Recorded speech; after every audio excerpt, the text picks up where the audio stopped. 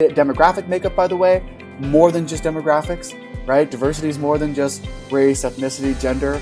It's how much distance have you traveled in your life, right? Have you had to learn a new language? Have you had to work 2 jobs? Have you spent time in the foster system? Have you ever been homeless? I mean, these are all attributes. These are walks of life. These are things people have to overcome.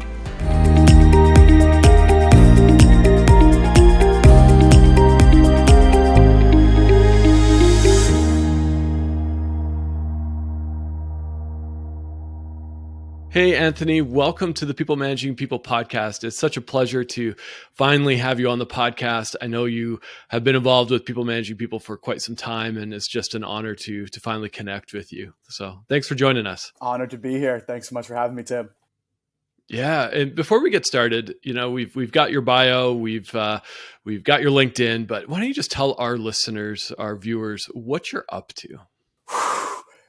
What am I not up to? I would say I wake up every day obsessing about DEI, obsessing about this kind of umbrella, this massive thing, diversity, equity, and inclusion. I wake up saying to myself, how do we go help organizations make this a reality, make it mean something? And I really do think I wake up every day saying, gosh, how am I going to drive that clarity forward for our customers today? And right now I'm working on an Indi software platform that's all about empowering organizations to scale their inclusion efforts.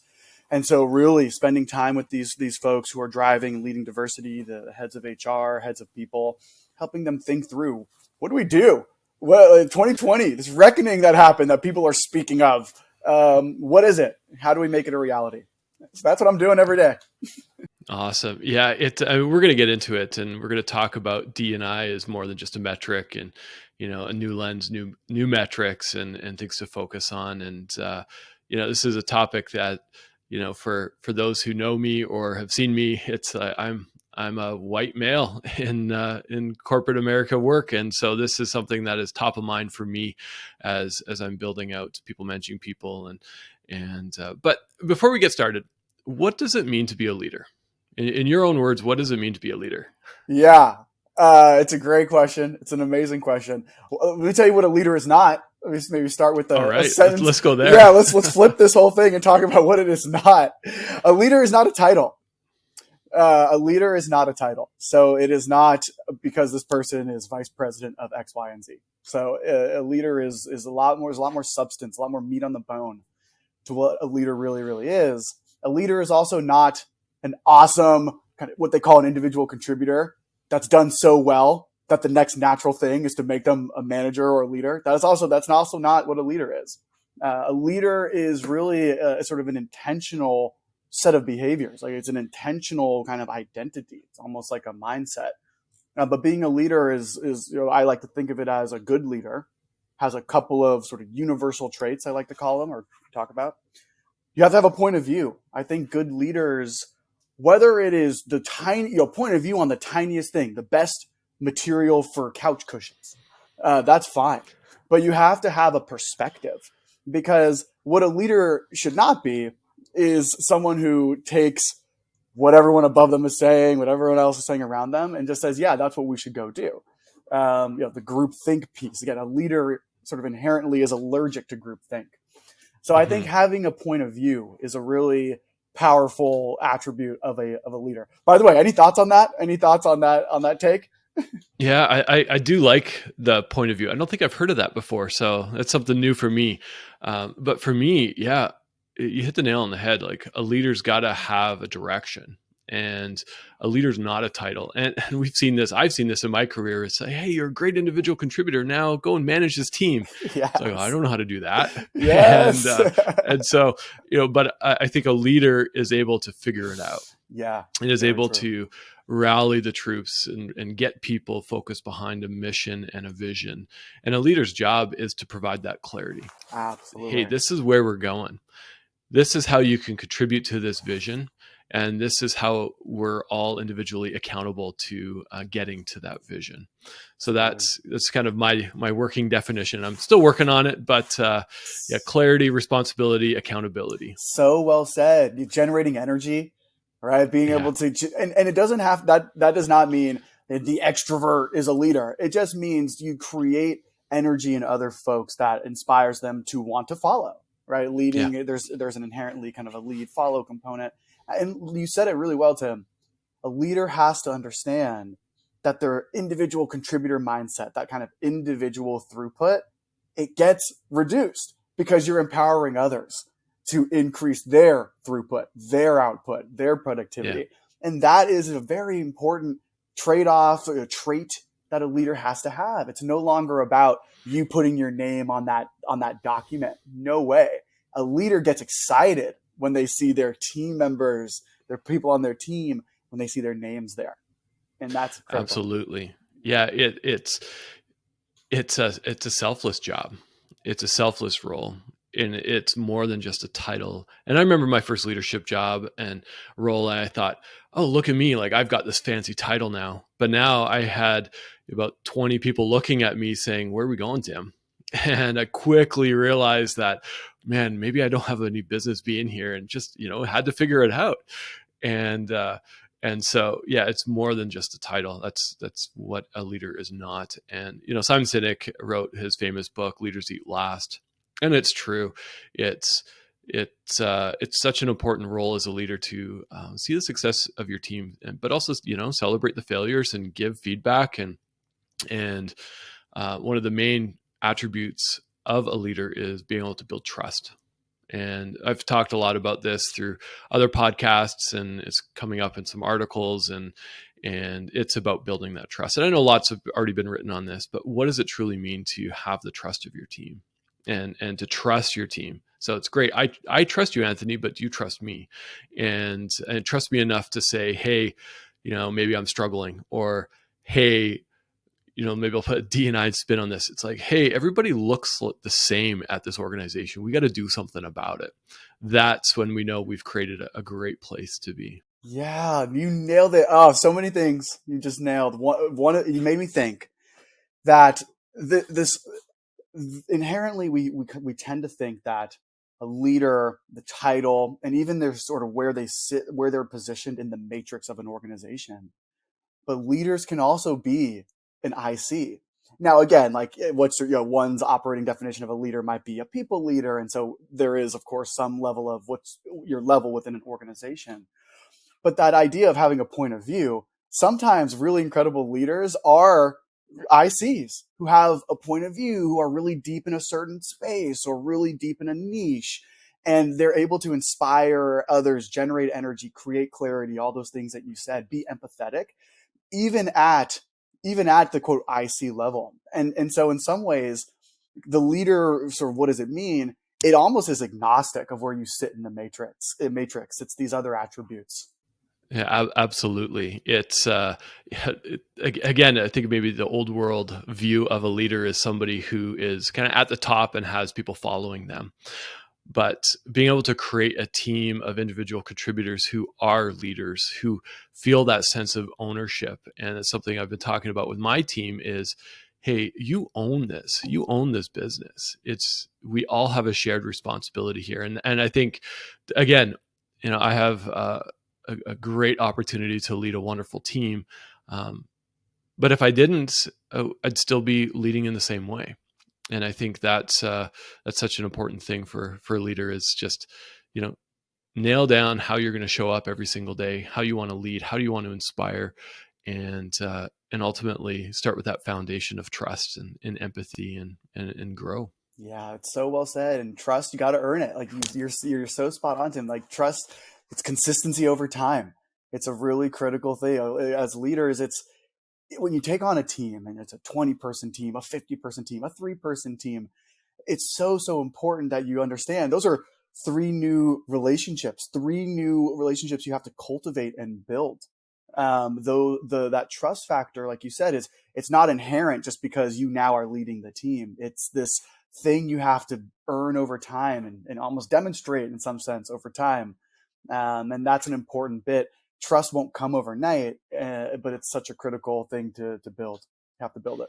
Yeah, a team member just this morning, just before we hit record, I asked for some feedback, and they said, you've promised to do something and you haven't done it yet. And I'm like, okay, that's big. Thank you for the feedback. I thank you that you can trust me with this. And yes, I need to show up and deliver on what I need to deliver. And it's writing some content. I need to write some content for our publication, and I'm being held accountable by my team to deliver. So there you go. I just now publicly said I got to get it done. Yeah, that accountability. I mean, look at that. That is such a great example. And by the way, you talk about the DEI and D&I lens to layer on here. That voice, right? Giving folks the space to feel empowered, to have a voice where they can say, hey, Tim, let me hold you accountable for this. That is equity. That is inclusion at its finest, where folks feel the empowerment to lean into their agency, into their voice and say something. And that is an incredible part of being a leader as well, is making sure that folks have space, the sort of safety to be themselves, right? That can be whoever you are, the safety to be yourself and to say, hey, Tim, get that thing done. That's beautiful. That's a kind of a beautiful way to think about inclusion as a leader. That's a great example. Yeah. And it's more than just, it's more than just that metric of, ethnicity or gender, or, you can keep going down that list of metrics. But what's really interesting and kind of maybe hard for me to grasp on is we got to put metrics on everything. It just seems like that's the nature of business. If we can't measure it, we're not doing it. So how do we then measure things like that inclusion, being able to give people a voice? Oh, I love it. I think it's such a great question. And first, the shout out to the listeners is you have to measure the work that you're doing when it comes to DEI, because there are those organizations that actually aren't even measuring anything. And we're going to talk about how do you measure it, and so different ways to think about measurement. But like Tim said, the call to action, measure what you're doing. Now, how do you do it? And what are the ways to sort of think about measurement, new metrics? It's important that organizations keep in mind what I like to call the top line outputs. What is your representation by different identities? What is your attrition by different identities? But I think where organizations typically stop there. But the need, and if you're going to really develop a scorecard here and measure what you're doing, you have to go one click down. You have to go into the drivers and inputs that drive those outcomes. And to give you an example, when you look at something like attrition, you can look at attrition is a data point. When did someone join? When did they leave? How long was that period of time relative to an average? You can do that. But why do people leave? Because they lack career development opportunity, because they don't have mentors. You can measure how many mentors folks have at your organization. You can look at how many stretch projects folks are given at your organization. And that all of a sudden becomes a conversation about not attrition, but career development, but not just career development, opportunity, mentors. How many mentees do folks have? And so from a mindset perspective, we have to have the top line metrics, but our scorecards need to be developed around the inputs, the things that are actually underneath the hood. So when you talk about representation, who are you hiring? So hiring is great. That's awesome. But the first question, let's click. Where are we sourcing? Let's click at those sourcing events. What's the demographic makeup? Demographic makeup, by the way, more than just demographics, right? Diversity is more than just race, ethnicity, gender. It's how much distance have you traveled in your life, right? Have you had to learn a new language? Have you had to work 2 jobs? Have you spent time in the foster system? Have you ever been homeless? I mean, these are all attributes. These are walks of life. These are things people have to overcome. Adding that into your metrics when you're looking at these kind of scorecards, it's another really kind of critical lens to have here. But taking our representation example, yeah, the events that you went to, what's the makeup there? What are people, who is there? What's the demographic makeup of who we're talking to when we go spend money on sourcing events for recruiting? So you go from saying, hey, our representation is blah, to, well, where are our pipelines? And when we're going and spending money against activity as sourcers, as talent acquisition specialists, What's the makeup of those events? Who are we speaking to at those events? That's the level of detail needed. And it's all about the inputs. It's getting out of this world of just saying, what does our representation look like? What does our attrition look like? You have to do that, but going layers deeper into these different things. Yeah, that's a Yeah, mindset shift necessary. I love that. So whoever's listening, whoever's watching, it is that mindset shift, and it needs to be. I worked at an organization a while ago, and right on the website, if you went to the careers page, they listed out diversity metrics, and they did so to hold themselves accountable. And I remember the founder of the organization walked into a room and with industry professionals, and everyone looked the same. And there was very little representation from women or people of color. It was just everyone looked like him. And he said, we need to change. If we can't change this industry, if we don't start somewhere. And so you got to start somewhere. Sure, start at the top, start at looking at the makeup of your organizations. But I love that you say just go one click deeper. And it takes time. It takes time to figure out where you're sourcing, where are people coming from, what are people's backgrounds? And I love that you said how far people have traveled. So it was just walk us through that a little bit. Is that just like, okay, I live in city A and I've always stayed in city A, or I've walked around the world, or is it, what is this? Yeah. How far have you literally walked? Put on your Fitbit. Yeah, I went for a walk this morning. Does that count? That counts. That's, you are elevated now in the slate. I love it. No, it's such a great question. And this concept, I got to give credit to the actual naming of this, distance traveled. It actually came from this awesome research project done by Kapoor Capital, Kapoor Center, which is this amazing VC / research / DEI firm based in Oakland, California. They have this concept of distance traveled, but what it essentially is this idea that when we say the word diversity and when we talk about equity and building programs around inclusion, fundamentally, what are we talking about when we say it? And the point of view here is it is not just race, ethnicity, gender. It is so much more than things that are visible. It is the set of things that folks have had to overcome in their lives to get to where they are today. And that really, if you take that as your baseline of what diversity is or what diversity encompasses, you start to really broaden your aperture for what you would call a diverse characteristic or a diverse attribute.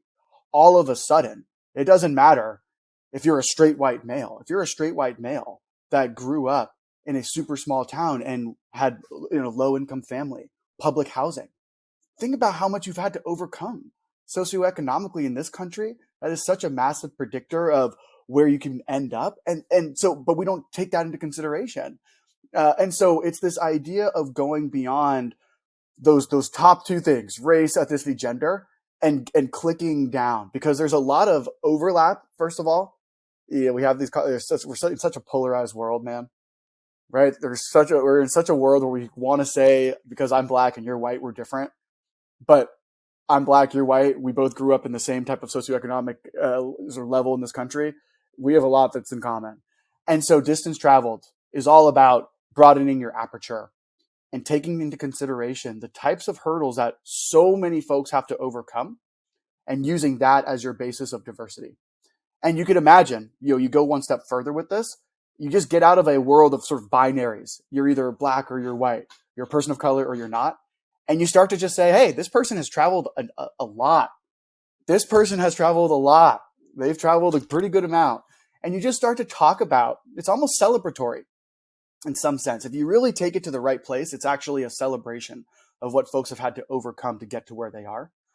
But again, the broader point here is you go beyond the very non-nuanced set of attributes that we always say is diversity, and you broaden your lens. You think broader about what people have had to overcome. That becomes what diversity is. Yeah, it is. It's well known. Companies are focused at D&I. It's a metric in most companies these days. And if people haven't jumped on D&I, I don't know where you've been living, because you're missing something over the last couple of years. And so there's this hyper focus to create diverse and organizations, inclusive, equitable. But to go that one step further, Anthony, how? And I can just imagine people listening with that analytical mindset of, okay, distance traveled. I love that.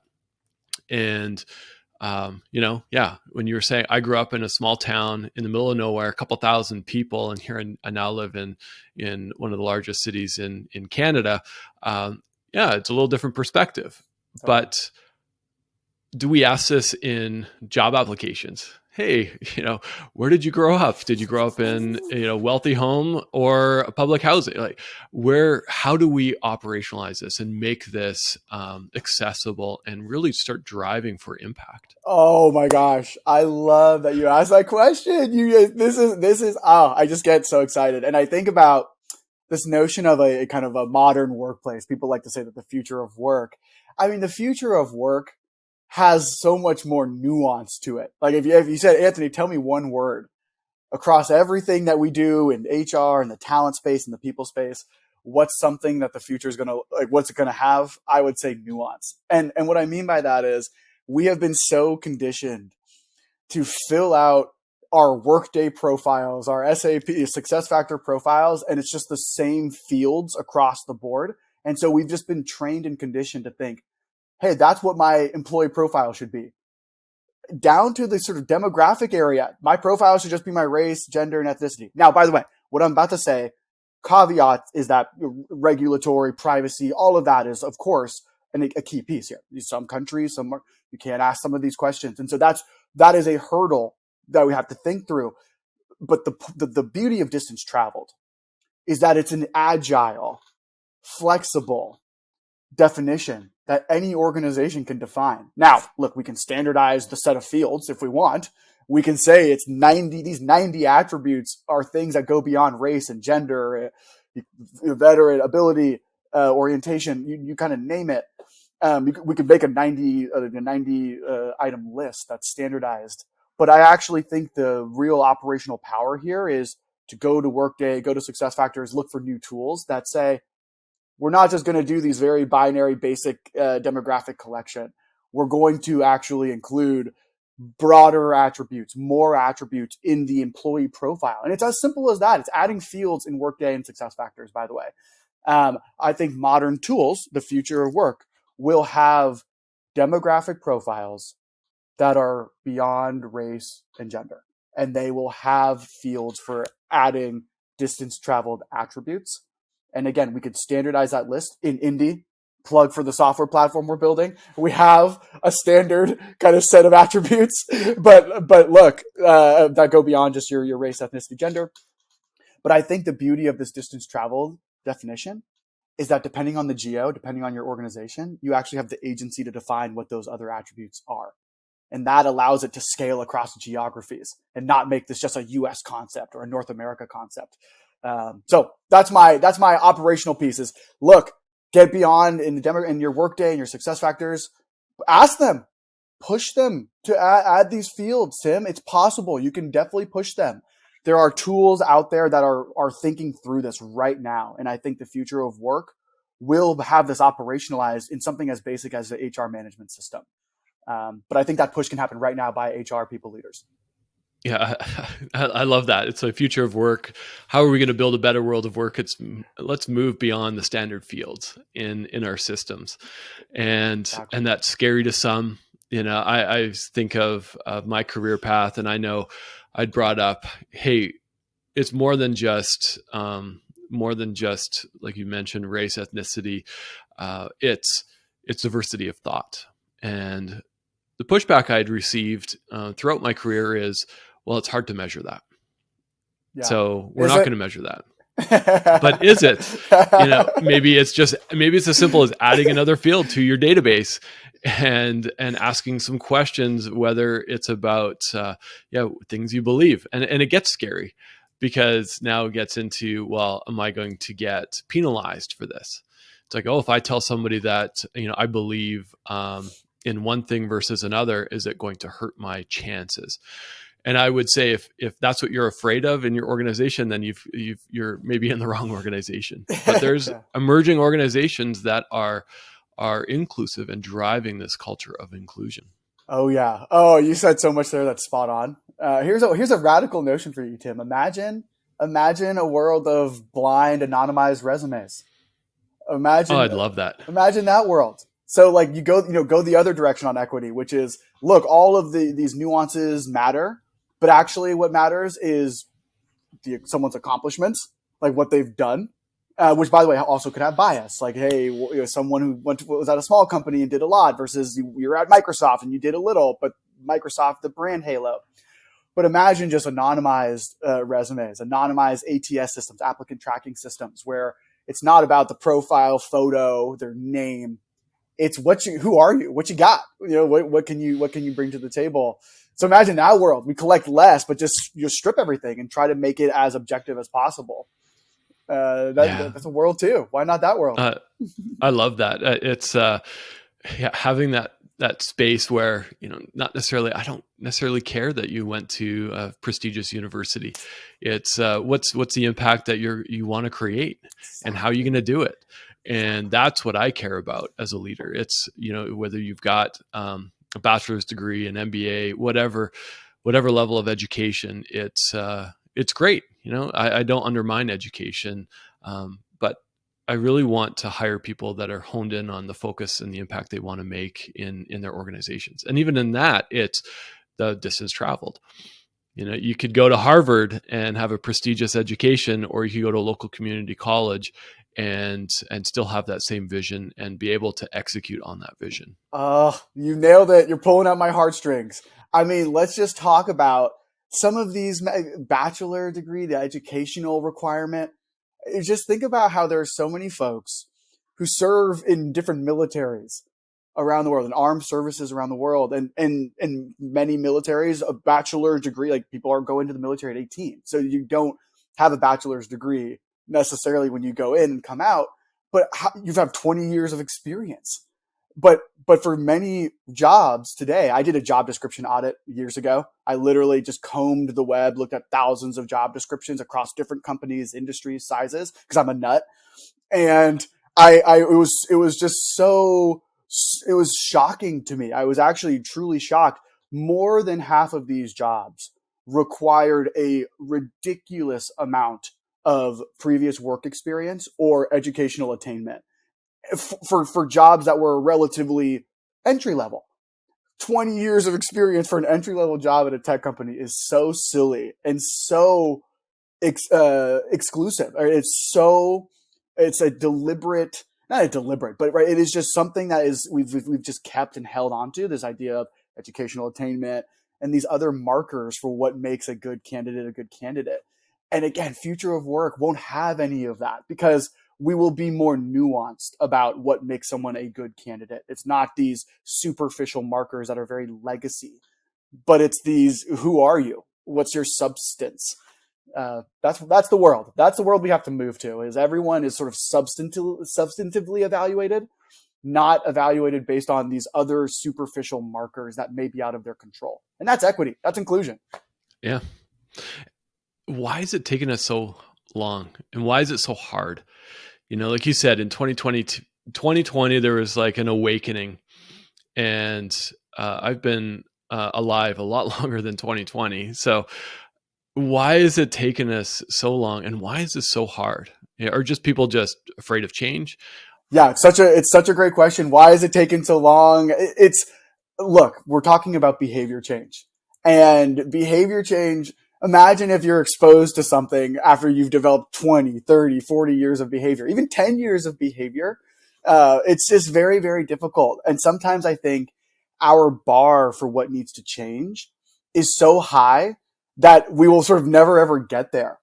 And what I mean by that is we talk about like breaking systems and changing systems, and that is how you create sort of long-term sustained impact. Don't get me wrong.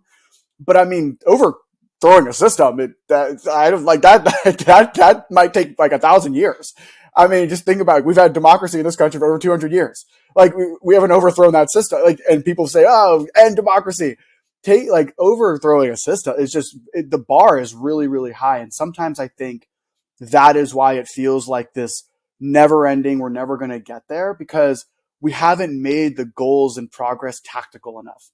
And I know like sometimes that folks say, well, the bar needs to be higher, but I always say like, let's get a little more tactical about what we want to say is progress. And that'll help us get really focused and really help us sort of get toward, kind of get after these goals. But look, like, what does that actually mean? Like, so it's taken so long because we've set the wrong goals. No, it's not necessarily that. There's more to it. Number one, technology hasn't really taken hold within this work. Like you think about Salesforce. Name a sales team that doesn't use a CRM system. But what's the inclusion officers, the CHRO who leads D&I as well? What is their indispensable tool that helps them scale their programming? There's no such thing. What's the sort of sustained budget or the P&L metrics that a head of HR who looks at D&I or chief diversity officer that they look at? There's no such thing. And so we've gone for so many years within this discipline of DEI without making it really mirror a business. We've invested in it without investing in it. Like you never invest in something without making it truly operational and investing in its operational excellence. And so that is why I think, and still right now, we will continue on the path until we bring operational excellence to this work, until we are having tools, having sustained budget, having this not be something that for 2020, let's spike the inclusion and people budgets, and then 2021 go right back down to where they were before. You just would never invest in a business like that. You would never invest in a real investment area like that. So I think, why is it taking so long? Why could it still take long if we don't sort of rethink how we're setting ourselves up? It's because we're not investing in the right things that sustain movements or sustain energy. And so operational excellence, tools, an investment budget that doesn't change or go down dramatically year over year are some really key operational pieces to getting the discipline of DEI. You remember, DEI is a discipline. It's not like a headline. It's not a shorthand for this moment in time. 2020 is not DEI, right? 2020 activated the practitioners of DEI to really help bring some nuanced thinking to this very human problem. But DEI is a discipline. And so you have to invest in it like a discipline or else it will just go away. So that's why it's taken so long. That's really why. And we have to kind of rethink, man, the operational the foundation of it. We have to rethink. Yeah. DEI is not a metric. I mean, there's metrics in there, but it's not. So well said. It's not a metric. Like DEI in some sense, like it means a lot, but it means nothing. Like it actually, it's like, okay, got it. DEI. Now what? Like, tell me more. Let's go a click down. Down. Yeah. Absolutely. Yeah, it's so anybody who's listening who's focused at D&I metrics or D&I in their organization or don't even know where to start. Do you start with, okay, I'm just going to measure ethnicity, race, gender? Is that where we start, or should we be starting somewhere else? Such a great question. Look, I think my answer is going to be an and. I think you definitely start with those simple. You can start with those simple metrics. The most important ethos is to get a baseline on what the heck is going on. And now a baseline, how do you get a baseline? It can be, let's look at some very basic kind of top level metrics. That's great because that will give you a baseline on what things look like right now. It's really important though to augment those basic metrics with some qualitative. Like let me not go 180 or zigzag on you, but like while I am a quantitative all day thinking like through and through, still a form of kind of quantitative data is qualitative feedback. So you can still go. It's important to go ask folks across the company, by the way, not just your employees from diverse backgrounds. You talk to everybody. You ask everybody, how does the culture feel? Where can we go, drive, create more programming that resonates with you, that makes you feel closer or more engaged to the organization? So coming back to the question, it is those simple metrics. You can absolutely start there, but you augment that with some qualitative feedback, whether that's a pulse survey, whether that's just doing one-on-ones, depending on the size of your organization. But the biggest piece of this, in terms of where you start, is you got to get a baseline. You can't just throw initiatives at the wall, not knowing what your people need and want. And that's another thing. DEI should mean different things for different organizations. It actually should. Yeah. Because organizations are located in different geos and markets. They're located in different places. They're different sizes. They're different industries, different pipelines. There is a lot of nuance when you start to look at organization by organization. So it's important that you think about your baseline, getting your baseline. That can mean different things for different organizations, but it's just really important to know where you currently are at before you start to spend money to drive change. Yeah, it's setting that baseline, but going further than that. And like you said, you came up with a great example of even your hiring funnel. If you're always complaining that all your candidates are the same, well, it's probably maybe something wrong with how you're hiring or your initiatives around hiring. And it's also moving past just the thinking that just because I celebrate certain holidays means everybody in my organization does as well. And to drive that level of inclusion, just reach out and ask people like, hey, what do you celebrate? What do you need? Imagine an organization that, if you don't, Halloween, I don't know, let's pick non-controversial. Maybe it is Halloween. It's like, you know what? I don't like Halloween. So, or actually that's not even a public holiday. So that's a terrible example, but Thanksgiving. Say, you don't celebrate Thanksgiving, but yet the company has time off around there. But, if somebody doesn't celebrate, maybe allowing them to work and take that day off in a day that they do celebrate or they do want to believe. It's just little things like that don't cost money. They don't. If anything, it enables your team, which then drives engagement. Yeah. Oh, I love that. I'll throw two specific ones at you just to build off that. Number one. This is like a deep one I love. I call it the inclusion calendar. So imagine it could be a Google Doc, could be a Microsoft Word, a shared Word doc, whatever, a shared place where you open it up to your entire employee base and they drop in the holidays they celebrate. So you can come default out of the box can be the national holidays depending on where your office is located. That's what's already pre-populated in the doc. But then the call to action is put in the holidays that you celebrate. And you will be blown away by what you get back. It's engaging. It's such an engaging sort of exercise, if you will. But most importantly, it showcases how much diversity you have in your organization. So I love that one, the inclusion calendar. Think about it, talk about it, do it. The other one that I really just always love, because folks will do trainings. Folks will, depending, most organizations, you'll have some kind of training, you'll have some kind of offsite. I always say, where do you go to lunch? Who is the person you brought in for the offsite as your trainer? Like, did you put additional thought into that person, what you had in terms of food at the offsite, where you're going to lunch consistently? Those types of things really matter. They really, really do. Like, there's this constant bias of let's go to the steakhouse for lunch. The happy hour steakhouse, because it's a very universal menu, right? It's got salmon and filet, but it's like, come on, what happens if just you can imagine what happens if you have any kind of dietary restriction for religious reasons, you don't eat meat, you're vegetarian, you just name the number of people, but they can have salad there. Look, it has salads too. But why is that the compromise? Why is the compromise not let's go to a different restaurant? So these are very simple types of tweaks that you can make to how you do your daily things as a team, as a culture. I've got gazillions of these, by the way, but these kinds of subtle tweaks is where you can start, where you can look at, kind of audit yourself.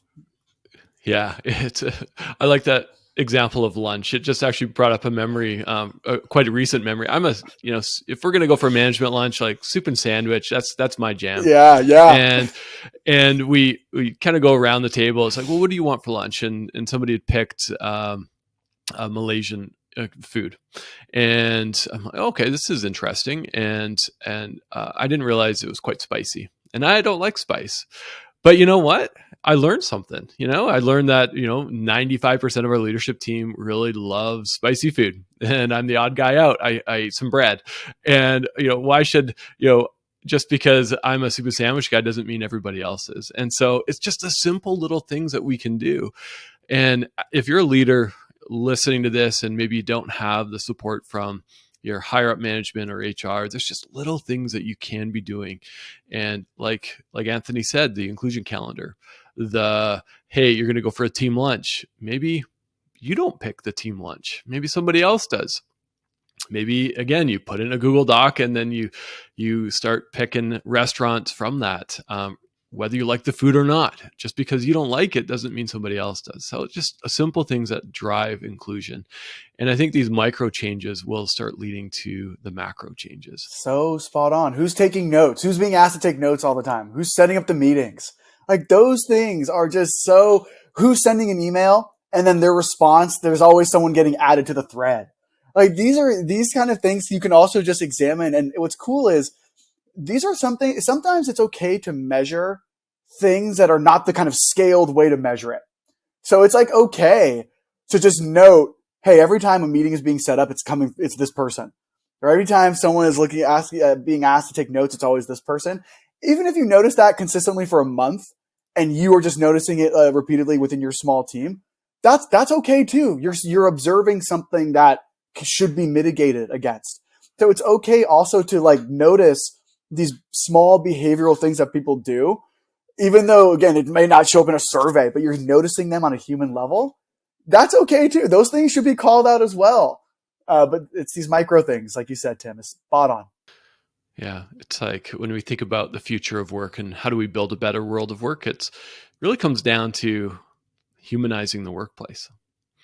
And yes, that is a big statement, and it's maybe a little flashy and ambiguous, but it's humanizing the workplace. And just because I think a certain way, look a certain way, and act a certain way doesn't mean that everybody agrees with that or understands that. And so we need to meet people where they're at and not just expect people to change. So well said. It's like, we used to build workplaces for the times, and you can imagine how that's such a lagging indicator. You're building a workplace for the times in 1905. Like, so what does that mean? Women don't have any rights in the workplace? That's not the bar. The bar is building a better workplace. The bar is building like an objectively incredible place that everyone can thrive. So that's the bar, to your point. Like, that's what building a better workplace really means. It's, what's this dreamy, ideal human workplace that we all want to be working in? That's what we need to be building towards. And it's a journey. I mean, of course it's a journey. Yeah. But we'll get there. It's not going to happen overnight. But we got to start somewhere. And I think in this podcast, Anthony, you've given us a lot to chew on and a lot of, I would say, easy or simple ways to start actioning our D&I strategy, whether we have one or not. Just pause, look around your office if you're in an office, and think, what else could we be doing in our organization?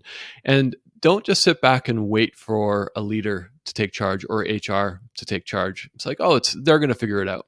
Raise your voice. If you see things that are not, that you're questioning, question them. There's ways to ask questions the right way. Maybe we'll put a link in the show notes for you, but come at it from a place of curiosity. And that's really how I think we can start operationalizing our DNAs. Nailed it. Absolutely nailed it. Yeah. Couldn't agree more. Well, Anthony, as I hate to wrap up. I think we could continue on, and we're going to have you on again. And I know you're building out a software platform, Indi, and I can't wait for the release of that. I know it's still in some stealth mode, and I would love to have you on when it's released, and we can tell the world what you're building there. But so thank you so much for coming on, and yeah, it's been a pleasure. Thanks for having me. Really appreciate it. Appreciate you, Tim. All right. Take care. Bye-bye. Bye-bye. I hope you enjoyed the conversation with Anthony as much as I did. If you like what you heard, please check us out at peoplemanagingpeople.com and subscribe to our newsletter. Also, check us out on social media, and if you can, please rate our podcast.